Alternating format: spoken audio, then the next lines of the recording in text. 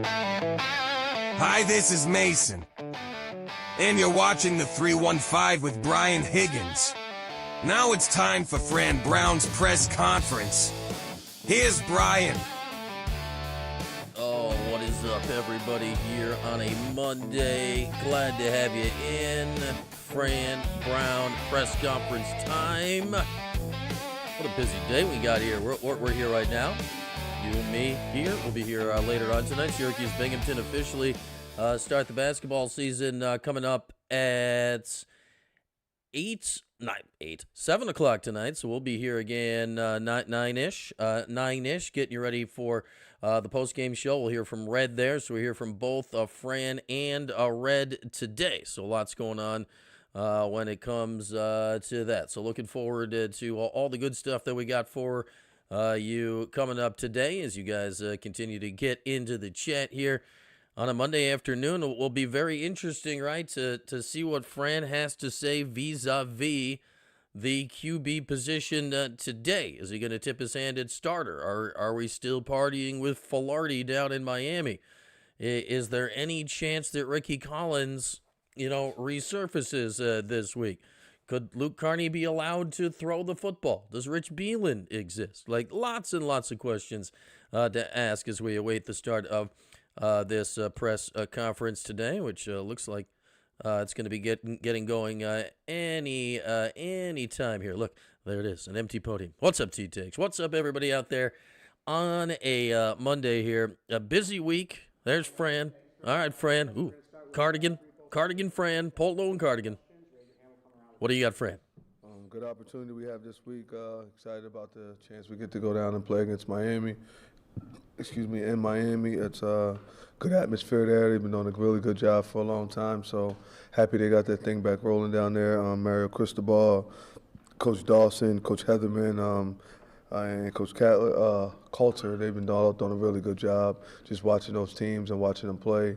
They got a bunch of really good football players, a bunch of kids known through recruiting and things of that nature. So excited for the opportunity that myself and our staff have the opportunity to go and compete against these guys.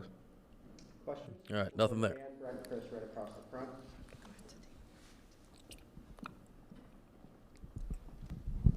Coach, how are you? Fine, yourself? Doing well. I know you keep talking about the fact it goes beyond the quarterback. The offensive line, no matter who the quarterback has been, what have you seen from the offensive line up to this point? How are we not starting with the quarterback? And who's playing well, maybe some of those things that need to be fixed? It's a lot of – I think there's a lot going on with it. It's a lot of injuries, right? Ferguson down, Austin Collins down, just different guys down. Josh Miller's out. He's supposed to be the number 2 center. We had to put Joe Cruz at center. Coach Byron's playing. And a couple plays, you bring in Travis Brown Miller in the game, move Spoon over to guard because he's a really good player. I think he's doing well. Had the opportunity of getting Cam Pringle in the game to be able to play. He's going in and out at left tackle. So it's just a mixture. It's a lot of guys being able to go in. So it's just a lot of people in there having the opportunity of playing. I think that Witherspoon is playing really well. For a senior, I thought that Austin Collins was doing well before. I thought those guys were gelling together and doing a good job. And I'm happy for what Byron did by coming and stepping in the game. Joe Cruz being able to play center and guard and being able to move around and do that. He's done a real good job. A guy that we'll look at as coming back as a leader, being able to see him and Byron Washington and those guys on the line next year, that means a lot to us that we have them. So it's just it's a lot of guys moving. It's a lot of parts to that offensive line right now, and different guys are ready, and every man has to be ready. Like we told all the freshmen, hey, be ready to go because you never know when it's your time or when your number will get called. So it's important you have to do it right now. As an avowed sweater wearer myself, as we all know, Fran does rock the sweater nicely. I approve of what he does with that. Desire to see him be multiple if and when he gets out there to actually see what he can do in the passing game? Yeah, we're hoping to. Hoping to be able to do that when that time comes. Luke has one more game left to play, if I'm not mistaken. So, the plan was always to redshirt Luke and to keep him going and to being able to do that. Those are some of the things that we want to continue to work on and have him continue to progress for him to have an opportunity to being as best as he possibly can be in college football. So it's just going to take some time to have that full offense open up for him that way. I think what he has best right now is his legs, and he's intelligent, and he can make all the real quick little throws and things of that nature. But we want to make sure that he's ready to go out and play completely when it's time. So he has one more game to play in, and before the red shirt comes. So that's what we plan on doing. That's some rather significant news that they're not playing Carney because of the red shirt. Shuffling or changes specifically with Nunzio, Campanelli, and Miles White. Is that true? And if so, could you detail what those changes are? I think Coach White is no longer with our staff. Coach Campanelli is definitely with our staff.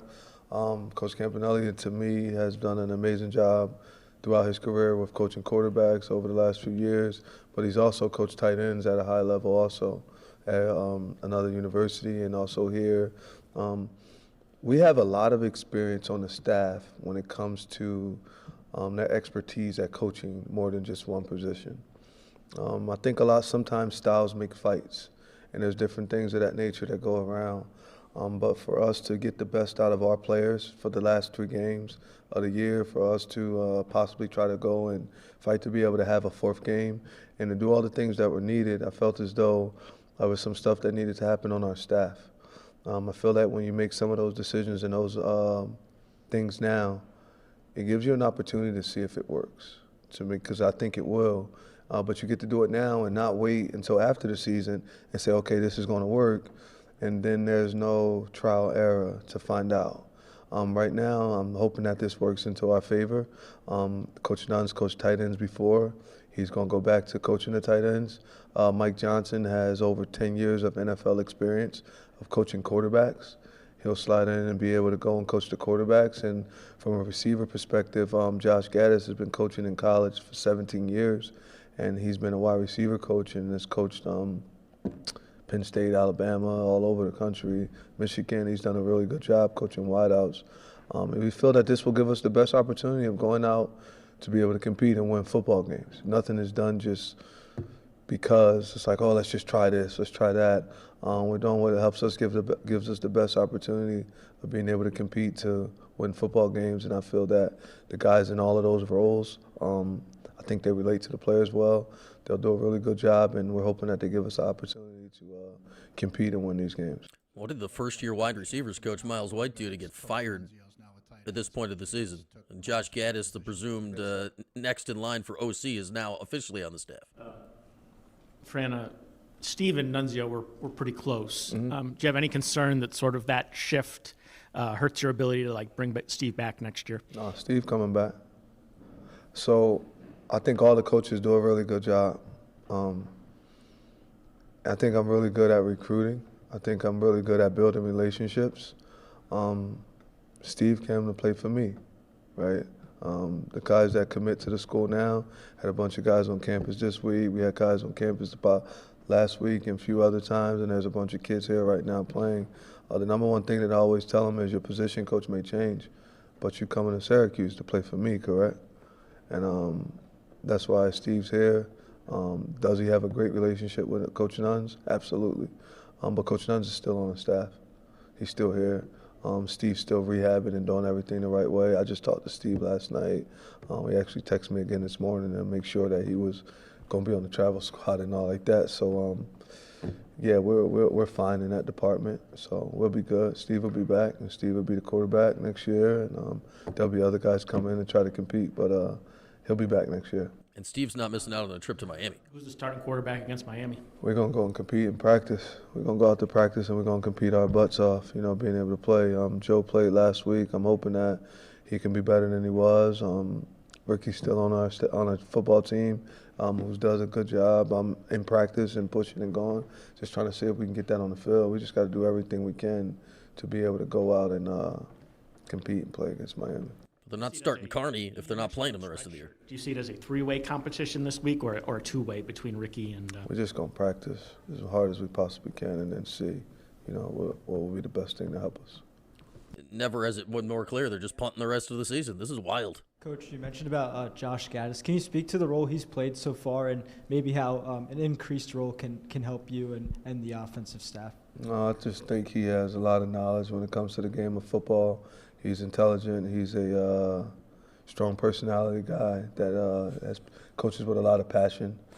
So I'm excited to see He him MF'd go in Ricky and have off the field that one opportunity game. Putting his footprint on the wide receiver room right now. I think that our wide receiver room needs it. They need to have someone with a strong personality like that at the moment to be able to come and step in, to see them be able to compete. And really, it's all about practice. Just seeing how they compete in practice against the corners and myself, right? We like to go back and forth, so it's going to be fun watching and seeing how that goes on this week. And then I think you mentioned that Steve's going to be on the travel squad now. Does that mean he's going to the next 2 games? And why is that important for him and for you to kind of finish the year that way and make sure he's at all the games? I think that Steve did a really good job as a leader as he was playing, and he's learning how to do it without being in the game, being injured. We can still play Steve on a scooter. It always helps him. And anytime that you can help your quarterback and your future quarterback be able to help the football team and help himself mentally so then that way we can stay on the right track, I think you need to do that. We'll go Zach and then Javon. Fran, just amidst the losing streak, what are the biggest things you're doing to try and keep this team motivated the final 3 games? I've just worked hard every day. Like, I bust my butt daily. I'm at work early in the morning, working, and them seeing me and just them being able to follow me and seeing how things are going when things aren't well, right? And knowing that I'm the same guy whether we win, whether we lose. I'll come and I'm going to work the same way and do everything the right way. So I think being the example of how you're supposed to work through ups and downs. But are you really starting a lacrosse player the rest of the season to preserve a guy's red shirt? Getting the young guys involved. What did you see from some of them in the North Carolina game in terms of how they're progressing? I think they're doing well. I was happy to see Nathan Neodora get in the game and do well. Nisi's been playing well. I was happy to see Caleb Singleton in the game again. Booby got in, had a big catch for us. Gabe Daniels in the game. Jalen Hornsby was in the game, done well. Twan's playing all the time. I thought Demetrius did really well for his first time at punt returner, getting a chance to return some punts and do that. I think that's a promising spot for him. And when you just go across the board, there was a lot of guys that got in and had a chance to play that did pretty well, and you'll see more of them this week. Byron got his first start, and he played pretty well, done a good job. Cam Pringle, another freshman that we got that came in, redshirt freshman, he came in the game and finished out the game, and he did pretty good. So it was good to see all those guys in the game and playing and doing well. Javon. Then we'll go to Maddie in the second row and then WAER right after that. Frank, just to clarify, was there anything particular that you saw on film or in practice that made you decide, like, now is the time to move on from Coach White? No, it was just timing with everything. You know, I felt like What did he do? Coach White is a good person, good human being. Like I said earlier, sometimes styles make fights, right? I feel as though a lot of that was just on me. I thought Coach Miles did everything that he could to help us be the football program that we want to be and help us develop and be developing a program for the future. And he tried to do everything that he could. But styles make fights sometimes, so I think that everything was completely on me. In the receivers room, it looks like you guys moved. So firing the wideouts coach after your QB goes 4 of 18 is kind of that's the thing that happened. Probably played a little bit of receiver. Yeah, we think he's really good with the ball in his hands. He did some stuff on scout team, and it was like really, really a pleasure to watch. And we're excited about him being able to do that at receiver. I think ultimately we just had our player meeting this morning, me and him, and he's actually going to play running back next year. So it was good to just get him over there, get him on that side of the ball. He brings some juice and some energy there. But we think he'll be a running back. He's a really good football player, though. What the heck is he talking You about? can get that in the second row to Maddie, and then we'll go third row right after that. Coach, you mentioned after Friday's game that you wanted to see a little bit more creativity from the coaches to kind of match the plays to the players that you guys have on the field. Now with Coach Johnson for the QB coach and Coach Nixon, what are you kind of hoping to see from them this week that can push you guys to a little bit more juice on offense? Just to get them to jail and get some points on the board, right? We just need to score. We haven't scored a lot of touchdowns on offense since Steve left. I think you can count them on one hand. So it's important that we just start to score again. We become creative. We're able to adapt to the players' strengths and not just try to stick to our system. The system will be the system when you get the right guys back, But when you have players that aren't comfortable in that system right now, this is like an NFL system, right? And it works and it's well when you got that guy at the trigger finger that can handle all the things that go with it. You got to have a really good quarterback to bail you out. Sometimes when you don't got that quarterback in this, you got to have the other version of this offense needs to be ready and suitable for that player. Which is? And I feel like, honestly, as a coaching staff and really myself, we should have pushed for us to be able to adapt to the players faster. You think? Right, and being able to do those things, because then it helps them not take all the blame for everything and myself. So that's more so me just pushing to have us adapt fast and to make sure that we can help the players still walk around and save their face. No kidding. This is bizarre. Players' strengths. Right now, with Joe at QB, from what you saw from him on Friday, where do you kind of feel like those strengths are, from him on the field? Incompletions. I'd rather keep them to myself right now, to be honest. But I think he's tough. I think he understands and knows how to keep the football. I think he had one turnover on a hit for running from behind. But I think he takes care of the ball, which is important to be able to do. He's a tough kid, right? And I'll just say, like, his toughness and his ability to allow us to keep the ball and to only give it to them on a punt on 4th down. That was pretty cool for us to be able to do that. We hadn't got to do that in a while. He was 4 for 18. Coach, Carson Beck has thrown 6 total interceptions in Miami's 2 losses this season. How do you guys plan on kind of replicating what Louisville and SMU did to force him into some errant throws? They're both good. I got to coach Carson in 1 year, so I know who Carson is. I think he's a really good kid. I think he's one of the better quarterbacks in the country. I'm excited to go out and compete against him. Used to call him the mortgage man. He's a good football player. He's a good kid, and I'm excited to have the opportunity to go and compete against Carson. I think he's going to do great things. I just hope it's not this game, but he'll do great things in his career and for the rest of his life. He's a fine young man. Why'd you call him the mortgage man? Bring it back down here. We got 4 across the row that I saw in front, so we'll go. Where's that nickname coming from? Chris, I want that story. Is Coach Gaddis going to take over as passing game coordinator also, or is that title going to go to someone else? I mean, them titles don't really mean nothing all the time, dog. That ain't. I mean, he's going to do everything that Coach White was doing and be able to help out with those things. Gaddis got his own style, the things that he likes to do, and it will help us. I think it's going to be a better fit for who we are and what we got and for all my freshmen right now. Like, I got to make sure the freshmen, I got to make sure Cook and these guys, I need to get them to tighten up a little bit, right? For me, it's faith, it's academics, and football. All 3 of those areas need to be right. Their faith, their academics, and their football, right? And when you got those right, then everything else falls in line. So if the academics, if your faith, that's what you and you. But when your academics aren't right, sometimes there's a direct correlation to the football and that's the thing that I need to make sure is right. Is he going to be the OC next year? Let's just jump ahead of that. And I'm not saying Coach White didn't. I'm just looking for something a little bit different right now. Pass it right over to Cooper. If he's good with the freshmen, like what are we saying right now, Fran? Coach, have you talked to Demetrius Samuel at all about playing a game in his home state this weekend? Yeah, we're excited about playing. We was talking about our extra game next year, who we want to play and stuff like that. So that was our comment, because I had a player meeting with him this morning too. But we had a player meeting, we talked about that. So it's just figuring out who we want to play next year. But we've spoken about it. He's excited to go home. It's his little brother's birthday this weekend, so it means a lot for Dalen. Happy early birthday to Dalen, so we're excited about that. Talking to some of the DBs last week, they say Dalen play both ways? Even in this losing streak, his energy has never really wavered, and he's always kind of a positive spark for a lot of guys in the locker room, especially with him being 17 years old. Just from as closely as you work with the DBs, just what have you noticed from Demetrius's mindset and how he's kind of kept that positive energy throughout the season? I get to coach him personally every day because I coach the corners, so it's fun. It's exciting to be around him. He loves the game of football. We just have fun. We compete every day. Right, everything's about competing. Right, I still mess around with them, and I tell them I'm better than y'all. And we go through things of that nature, and we mess with the wideouts, like we compete. Like, it's just competitive, right? If you're here, you don't see dang, that those guys just lost 5 games in a row, right? But guys understand and they know.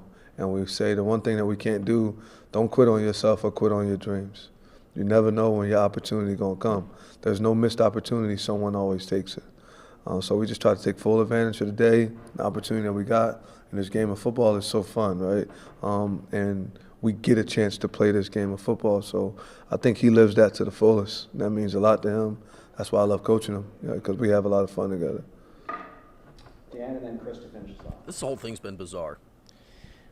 Fran, when you look at Ricky Collins and just kind of what he's been through this year, how do you assess his play? What's the conversation been like with him with a few more games to go? And you said Steve will be back next year. Is the conversation with Ricky for the present and the future?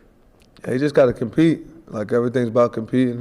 Ricky's a tough kid. He's been through a lot. There's some areas that he needs to grow in, obviously, but and there's some areas that he's really well at, and I think he has a strong mental. And it's up for him to compete, right? Like, he'll be competing to try to play this weekend. When it comes to next year, it's a results-based business, right?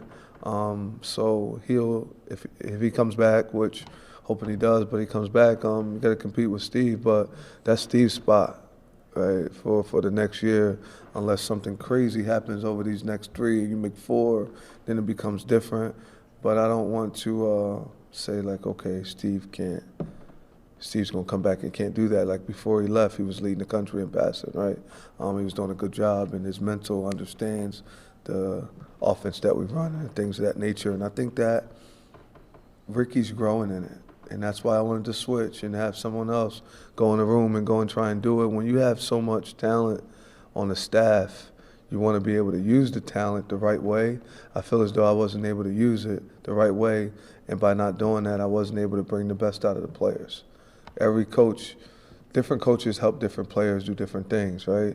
And that's the reason that we switched the staff up, because if Steve was here, then Nuns would probably still be doing the same thing, and everything would be going the right way, and season probably be in a different ball game in a different area right now. But Ricky will be fine. And then Chris, last question. This is something. From like a philosophy standpoint, if you think a guy is going into the portal after the season, does that impact how much you give him in terms of practice reps and game time? Nah. If I think he's going to the portal and I know he's going to the portal, why would I play him? I'm going to play somebody that's going to be here next year, right? That means the answer is yes, not no. So does it impact playing time then if you think a guy is? I mean, you asked me if he's not. I'm lost on what you asked. If you think a guy is going into the portal after the season. If I think he's going? If you think he is, does that impact? I mean, I can't go off of what I think, right? Like, I thought we was going to win the conference this year, right? So, like, all those things, I can't just go off of what I think. I got to go off of me and his conversation or what we would talk about and where we would be at. If I'm not going to play him, it's going to be because he told me he wasn't. And then once he say he doesn't, it's okay, cool. But I'm going to do what's best for us to win first and foremost. If he gives us the best chance of winning, then we got to continue to go with that, and I got to put my pride aside, right? Being able to do that. If he doesn't give us the best chance of winning and it's even with him and someone that will still be here, then I'm going to go with the guy that will help us and still be here. But it's always got to be for the school, first and foremost, the program. I can't worry about my own feelings and things of that nature. I was thinking of more, right, in terms of the future of the program, you'd want to give the reps to somebody. If Ricky's leaving, are you going to play him? Versus somebody. I mean, you want to do it, but, like, we got to win football games, right? This is a results-based business. Like, I need to win the football game first. So you'll figure out how to make them both play maybe. But I haven't been, like, that hasn't been presented to me, so I could tell you the perfect answer right now. But then if he comes in and they say he's going to leave, I'm like, all right, cool, shake his hand right there, get him out, because I don't want that to spread through the team. Then maybe I will play the other guy, right? Like, you'll see other freshmen play this week that didn't play yet, because there's some older guys that they might already kind of be cashing it in a little bit. And they don't know they are, but I can just see the actions and emotions. So if I can't keep motivating them to go, then sometimes it is the next guy up. But as of now, everyone on the team's been completely locked in and focused, and they want to play football. All right, thanks, everybody. Thanks. What just happened? That was utterly bizarre. That whole press conference was utterly bizarre from Fran. Like, what just happened there? like, are you? We all know Ricky Collins is not going to be on this football team next year. So are you going to play? And you just told us you're not going to play Carney because you're redshirting him. So are you not going to, like, are you going to stick with playing a walk-on lacrosse player who clearly is not it for the next 3 games, 2 of them against top 15 teams on the road, just because?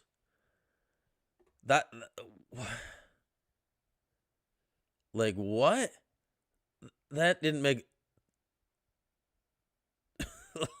good work there by Chris Carlson trying to get Fran to get 1 + 1 = 2, because he answered the question and said like no when he meant yes. Like he said, I'm not playing a guy if I think he's transferring. We all, like, Ricky Collins is leaving the program. We know that, like, that is known. But that's also, like, if you're not going to play Carney and you haven't let him throw the ball, we saw Filardi next week. I know Collins is flawed, but like, the next 3 weeks, Ricky Collins, there's 2 options, and I don't see any option in between. Ricky Collins should either, if healthy, take every snap or take 0 snaps. And it sounds like Fran is saying he's going to take 0 snaps, which is fine.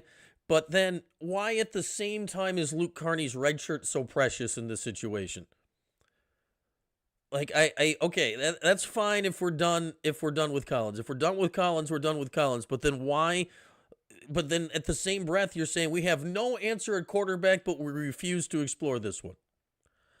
But he's the backup quarterback, but he can only play in 1 of the 3 remaining games. Like, what? I do not understand what their plan is with Carney. Like, and then when you put him in, you don't let him play. So what? Like, I get the idea of trying to preserve a red shirt, but there have been some severely extenuating circumstances this year. Like, you're really sending lacrosse player Joseph Filardi down to freaking Miami this week. Miami coming off a complete skunk performance against SMU. You're going on the road to Florida with a guy that just went 4 for 18 passing. Like, is that what you're doing? Or is Collins starting? Or, like, what? And then the answer to all of this is firing the wide receivers coach. I don't know. It's weird. I mean, is Collins definitely transferring? I'd say Ricky Collins and Donnie Freeman's positions are completely different. Like, pardon me, Collins is not going to be the starting quarterback here next year.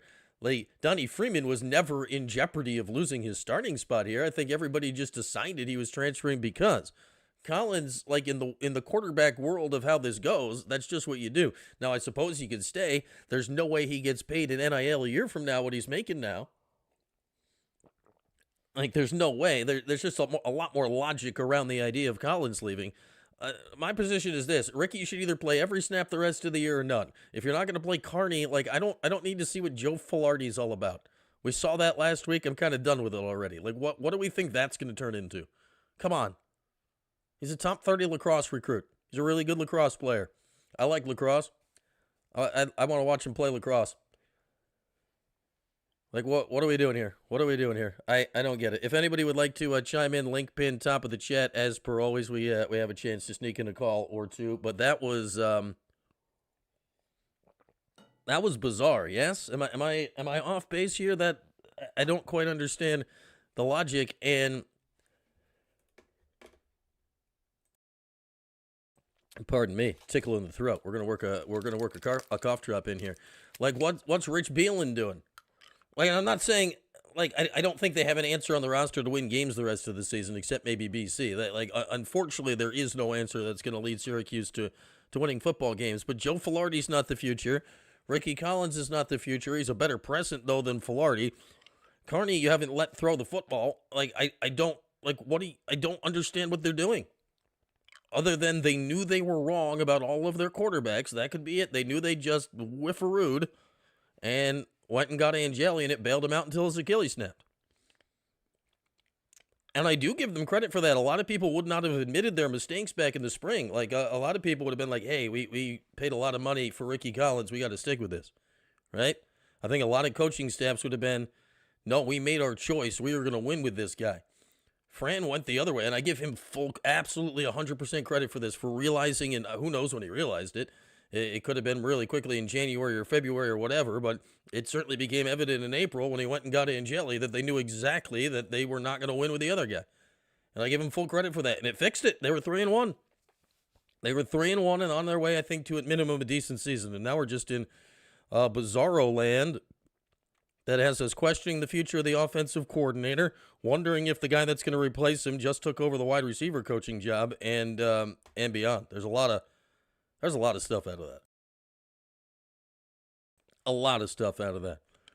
Any other thoughts from the chat here before we go? Like that, I find that was bizarre, right?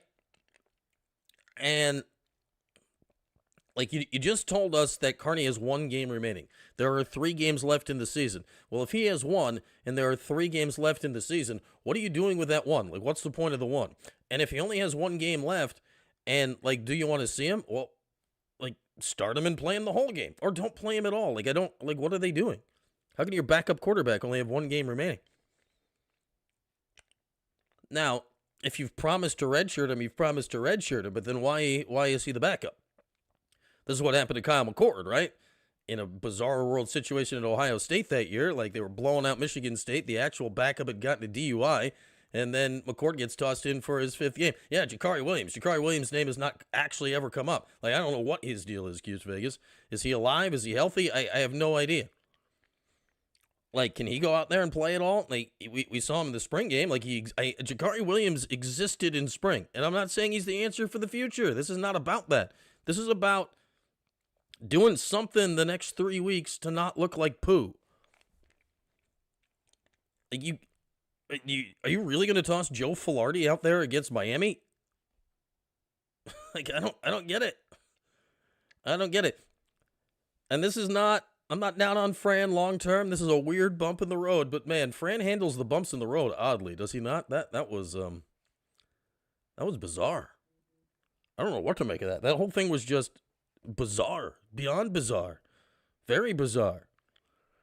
Yeah, I don't know what to I don't know what to think about that. And now I was getting myself, Valari Wildcat. I've been getting myself in a well, now I wonder. All right, Josh Gaddis. Were you signaling to us by saying there's now going to be more college stuff?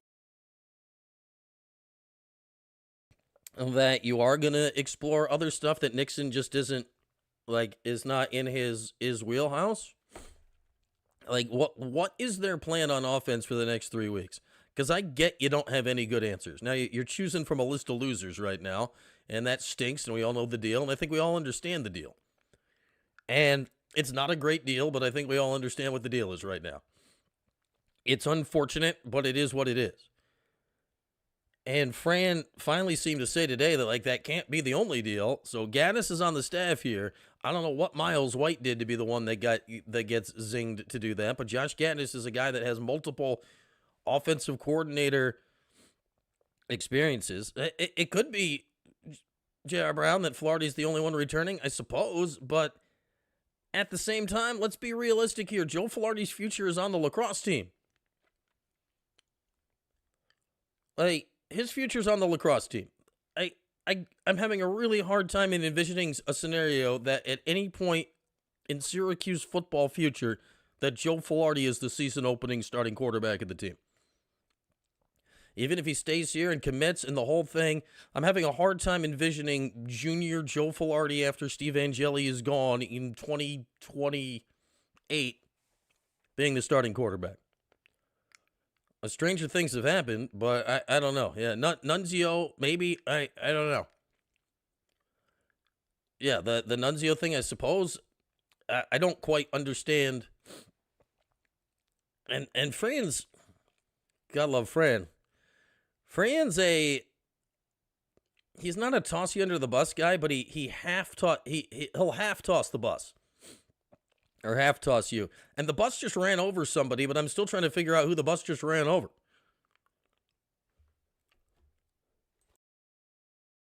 Like, he fired the wide receivers coach. I don't know Miles White from a hole in the wall, but Miles White isn't why they went 4 for 18 last week. Trying to get 1 + 1 to equal 2 here at this point. Yeah. Nunzio was part of the Wildcat thing the last time, Q's Vegas. From my understanding of how that went down, Dino was the driving force behind all that. Nunzio was here when it happened, but that was a Dino brainchild from everything I heard then. That was a Dino Babers undertaking, that it was his decision, like, hey, we got to do this now or we're all gonzo. And he led that undertaking at that time. I don't know. I'll say this. Fran is keeping us on our toes through the ends of a lost football season. There is that. Yeah, the wide receiver room hasn't been great recently, but I don't necessarily put that on them. Like, I mean, the quarterbacks can't get the ball anywhere near the wide receivers. So, Miles White was kind of, last one in, first one out. Gaddis was always kind of brought in as the next guy. Like, we always, this is what we thought, and I say we, I think most of you thought the same. When he brought in Gaddis as an analyst or whatever his position was, one of the fake assistant coaches, that was as insulation, right, against Jeff Nixon leaving for either a head coaching job or a higher profile or NFL OC job after the end of the year. Now it feels like this season has gone the other way, that maybe this is getting ready to make steps for the other thing. That you involve Gaddis more in the play calling here or game planning or whatever here the next 3 weeks. To see that. Because I'd say one of the main things that stuck out to me there was this, is he said that Gaddis and the freshmen are like this. Well, and while Nixon and Angeli are like this, but if Gaddis and the freshmen, there's going to be a lot more of the freshmen back next year than Angeli back. There'll be one Angeli back next year, and there'll be a lot of the freshmen back next year. I don't know. I thought that was, aside from like winners get washed and some of the ones like that was one of the more bizarrely behind the scenes, interesting, weird, what just happened Fran pressers that we've had. Pardon me, still working the end of a cold here. I don't know what to. Jeff Nixon's name maybe came up once, maybe. Michael Johnson, he's always showed great respect for Mike. I'd say, like, Jeff and Mike, both great dudes. My interactions with both of them just absolutely, and this has nothing to do with their coaching ability. This is just, as human beings, just absolutely top-notch guys to deal with, and I've really enjoyed dealing with both. I mean, Jeff Nixon, like, we did an interview a couple years ago, and he, like, DM'd me to thank me for having interviewed him. It's like, what? Like, he did. Not he had somebody do it. He did from his personal account. And it was just, like, people don't do that. It's not a thing that happens. So I don't know what's going on here, but all I know is anything we've seen in the last month ain't going to beat Miami. And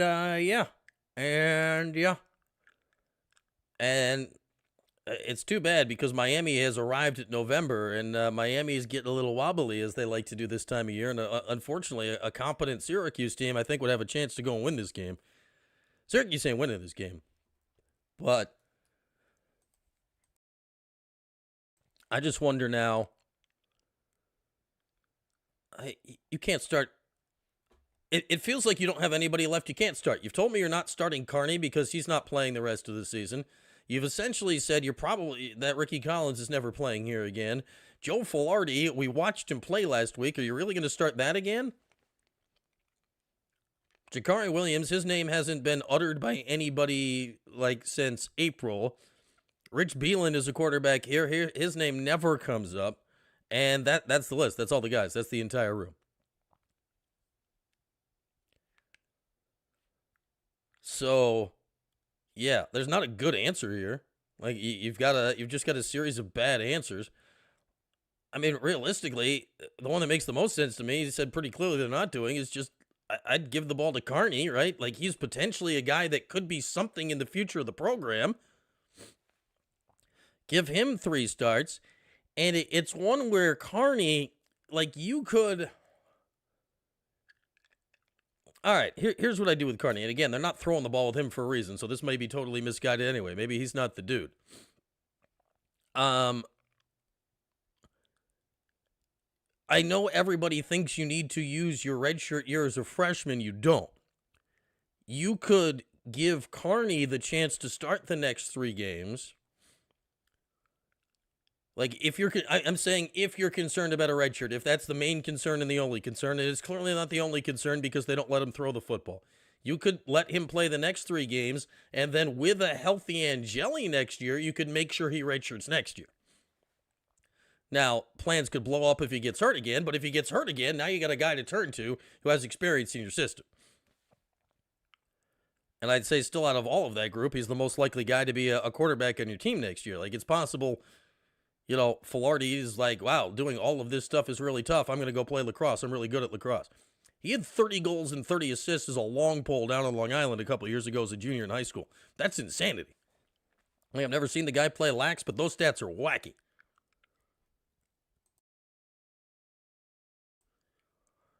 I don't know.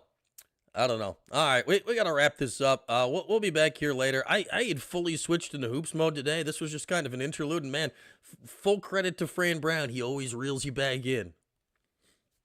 He's like Michael Corleone in Godfather 3. He brings you back. He brings you back into it. That's bizarre. And unfortunately, like, not a single one of those options is great for Saturday, 3:30 at Miami. And yeah, we'll be doing the postgame show, double postgame show Saturday. Hoops at 1, football at 3:30. All right, that was Bizarro Land. I'm still struggling to wrap my puny little brain around what just happened. I'm gonna take a few moments here, catch your breath, and see if I can't figure it out. We'll reconvene here live tonight, roundabouts 9. Q's Binghamton at 7. We'll talk hoops after at 8. And hopefully we don't have a Bizarre Red press conference to follow up the opener of the season. But you never, ever know. All right. Thanks for hanging, everybody. We'll catch you later on tonight. Thanks for watching the 315 with Brian Higgins. Don't forget to like, subscribe, and turn your notifications on. We'll see you next time.